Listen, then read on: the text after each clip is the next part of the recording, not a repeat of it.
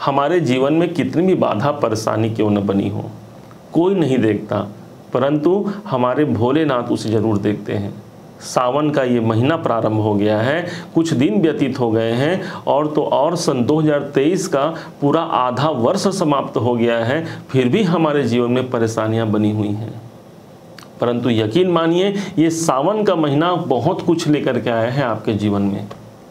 भगवान शंकर ने अपने ग्रहों के माध्यम से आपके जीवन में कुछ बहुत बड़ा परिवर्तन करने का सोचा है। क्यों? क्योंकि भावी मेट सकत त्रिपुरारी, हमारे जीवन में कितने भी समस्याएं हो, कष्ट हो, विपत्तियां हो, उन विपत्तियों को यदि कोई एक देवता यदि उन सबको मेट सकता है, मिटा सकता है, तो वो मात्र भोलेनाथ है। आपके जीवन में, मिथुन लगन के जीवन में, मिथुन राशि के जीवन में ठीक एकादश भाव पर ध्यान से समझिएगा कैसे भगवान की कृपा अभी ज्यादा बरस रही है। एकादश भाव पे राहु और गुरु का चांडाल योग बना था, आप सबने इसे देखा, जाना, और यहाँ पर आकर के गुरु देवता ने बहुत अच्छा रिजल्ट दिया। 27 अप्रैल 2023 से यहाँ पर गुरु देवता आए भी, परंतु गुरु यदि राहु के संग हो गए तो क्या प्रतिफल दे पाएंगे। लेकिन भगवान शिव शंकर के आशीर्वाद से यही गुरु आज के डेट पर, जब आप ये वीडियो देख रहे हैं, तब यही गुरु ऑलरेडी अपने 16 से 17 डिग्री पर हैं, मतलब पूर्ण युवा अवस्था में है। अब माना जाता है कि कोई ग्रह यदि 12 से 18 डिग्री में है तो इसे 100% कंसीडर किया जाता है और इनके पास फल देने की कैपेबिलिटी पूरे के पूरे ये युवा अवस्था हो गए हैं और 100% का प्रतिफल देंगे। मतलब गुरु का सानिध्य मिल गया आपको। और गुरु कौन है भाई? आपके कैरियर भाव के मालिक हैं, तो कैरियर में सफलता यहाँ सुनिश्चित हो गई। अब समझिए, राहु की बात करते हैं। राहु देव क्या हो गए हैं? जैसे ही अभी 17 जुलाई का डेट है, अभी समझिए, तो 17 जुलाई से लेकर के ये 30 अक्टूबर तक आपके ऑलरेडी ये एकादश भाव पर ही रहेंगे, आपके इनकम भाव पर रहेंगे। और चल कब रहे हैं? पूरे के पूरे 14-15 महीने पहले से चल रहे हैं।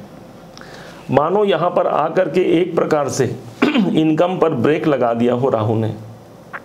जितना हमें प्राप्ति की आवश्यकता थी, अनेक मेहनत करने के बाद भी वो प्राप्ति हमारी नहीं हो पाई। जिस योग्य हम थे वो पद और वो प्रतिष्ठा हमें नहीं मिल पाई, आप ये समझिए। लेकिन इस समय पर अभी 17 जुलाई से 30 अक्टूबर तक यही राहु 0 से 6 डिग्री में रहेंगे। तो इसका मतलब हो गया 0 से 6 डिग्री, मतलब कि वो अपने मात्र 25% के रिजल्ट आपको दे पाएंगे। और बैठे कहाँ हैं? एकादश भाव में। तो अभी तक लाभ में कमी प्रदान कर रहे थे, परंतु अभी आपको देखेंगे ज़्यादा फल की प्राप्ति हो रही है।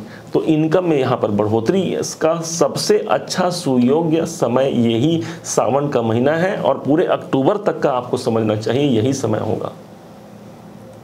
यही तो वो राहु हैं जिसे भगवान भोलेनाथ ने अपने नरमुंड की एक माला पहने हुए हैं भगवान भोलेनाथ, और जिसमें जो सबसे बड़ा जो नरमुंड होता है यही इस राहु का होता है। कैसे ये राहु भगवान शिव शंकर की अवहेलना कर सकते हैं?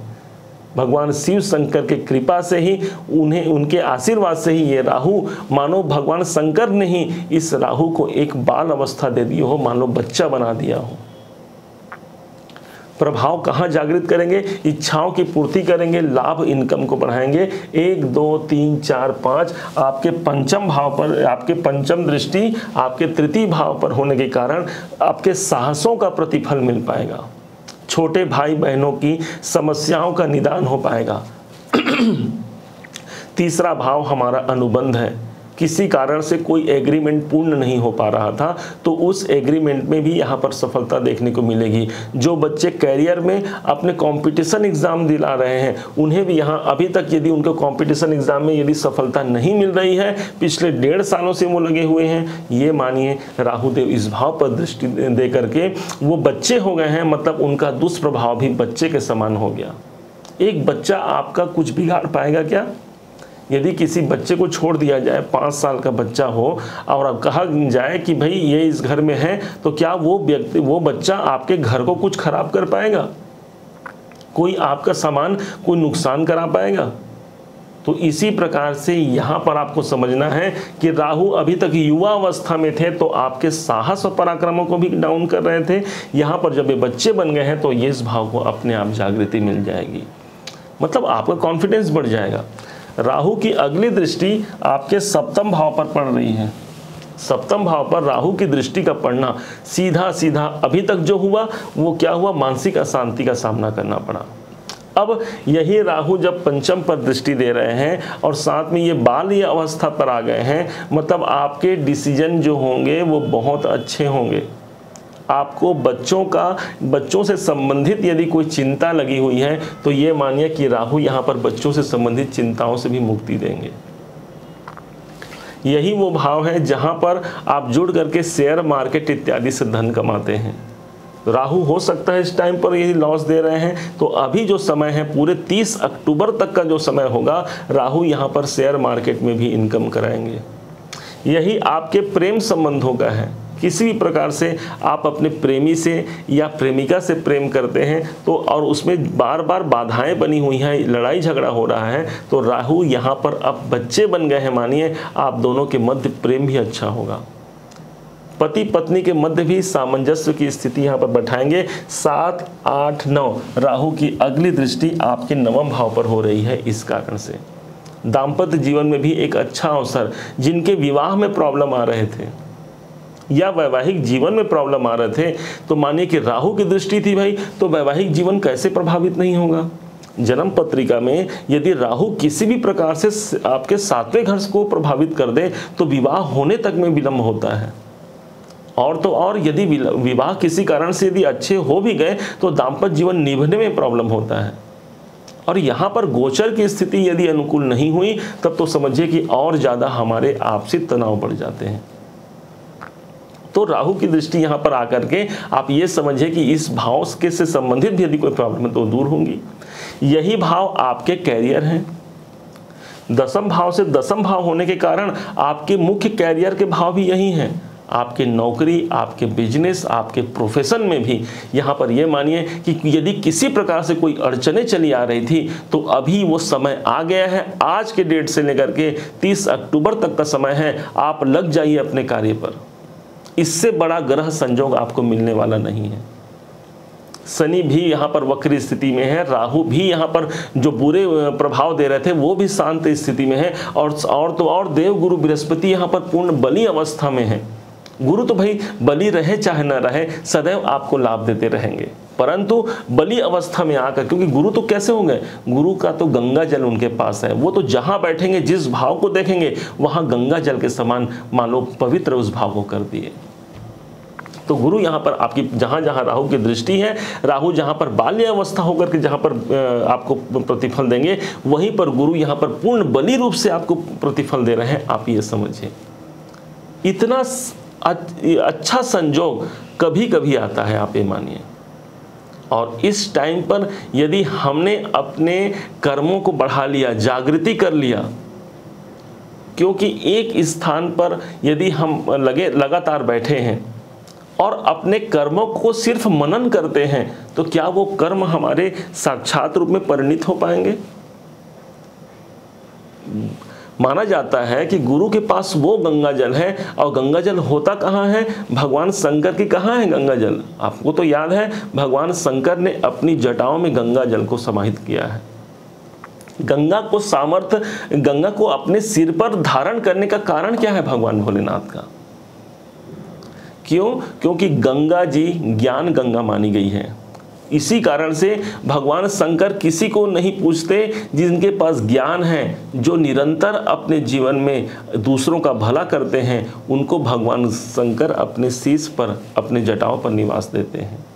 और यही गंगा माता जो सारे जगत को पवित्र करने वाली है, पतितों को पावन करने वाली है, भगवान भोलेनाथ की जटाओं में निवास करती है। और यही गंगा जल का प्रतिफल आपके एकादश भाव में है। 11वां, जहाँ गुरु है आपके जीवन में, ध्यान दीजिएगा, जहाँ पर गुरु आपके कुंडली में भी जहाँ गुरु बैठा है वो स्थान कोई सामान्य स्थान नहीं है, साक्षात वहाँ भोलेनाथ की दृष्टि है, आप ये मानिए। और जहाँ जहाँ गुरु की दृष्टि जा रही है वो स्थान गंगा जल के समान पवित्र हो जाता है। आपका ये 24 अप्रैल से लेकर के लगभग अप्रैल 2024 तक ये यहीं पर रहने वाले हैं। तो इसलिए आपके जहाँ जहाँ राहु की दृष्टि है, मतलब आपके साहस में ही बढ़ोतरी करने जा रहे हैं, आपके डिसीजन को अच्छा बनाने जा रहे हैं, आपके धन लाभ की वृद्धि करने जा रहे हैं, साथ ही साथ कैरियर आपके सप्तम भाव पर होने के कारण बिजनेस और आपके कैरियर में भी सफलता ही यहाँ पर प्रदान करेंगे। हम हारना नहीं है, बढ़ना है आगे। सभी ग्रह एक सबक सिखाने के लिए हमें आते हैं और उन सबक को उनकी मुख्य भाषाओं को यदि हमने समझ लिया तो बहुत कुछ अपने जीवन में लाभ हम प्राप्त कर सकते हैं। यही गुरु तो हैं जो भाग्य के कारक माने गए हैं। तो कैसे आपके जीवन को ये दुर्भाग्य में परिणित करेंगे, आप स्वतः विचार कीजिए। विश्वास रखिए अपने ऊपर, अपने कर्मों के ऊपर, और साथ में उन भोलेनाथ के ऊपर विश्वास रखना है। क्यों? क्योंकि भावी मेट सकत त्रिपुरारी। हमारे मस्तक में यदि कितनी भी दुर्भाग्य लिखी हो, एक यदि कोई देवता है वो दुर्भाग्य को पलट सकने की वो सामर्थ्य यदि किसी में है तो एक महादेव में है। बेलपत्र लीजिए, बेलपत्र सावन में भगवान शंकर को चढ़ाने का बड़ा महात्मा है। क्या करना है? बेलपत्र एक लेना है, उस बेलपत्र में 3 उनमें पत्र होते हैं, आपने देखा होगा। तो उसमें आपको चंदन से राम लिखना है, राम राम राम। क्यों पता है आपको? राम नाम भगवान शिव को बड़ा पसंद है। भगवान को शिव जी के मानस मंदिर में दीपक सा जलता है। भगवान के जो मानस मंदिर हैं, जो उनके मन में सदैव भगवान भोलेनाथ इसी राम नाम का जाप करते रहते हैं। इसलिए बेलपत्र कोई राम नाम लिख करके यदि भगवान भोलेनाथ पर अर्पण करता है, उस भगवान बड़े प्रसन्न होते हैं और भगवान शिव शंकर उस पर अपना सानिध्य बनाते हुए उसके जीवन को कृतार्थ करते हैं। तो इसलिए आज आपको समझ जाना है, ये जो ग्रह गोचर बने हुए हैं ये कोई सामान्य नहीं, भगवान भोलेनाथ की कृपा से ही आपको प्राप्त हुआ है। और बस आप भगवान भोलेनाथ की भक्ति में और अपने कर्मों में आगे बढ़ जाइए। कैसे आपका जीवन परिवर्तन नहीं होगा, आप स्वतः ही विचार कीजिएगा। उम्मीद है कि आप सबने इसे समझा है, सबने इसे जाना है। यदि आपने इसे समझा है, जाना है, हमारे समझाने का प्रयास यदि आपको सार्थक लगा हो तो हर बार की भांति इस बार भी अपना प्यार भरा लाइक और कमेंट करना मत भूलिएगा। और हाँ, यदि अभी तक आपने चैनल को सब्सक्राइब नहीं किया है, सब्सक्राइब भी कीजिएगा। पुनः एक बार फिर आप सभी का दिवस मंगलमय हो, इन्हीं शुभकामनाओं के साथ ओम नमः शिवाय।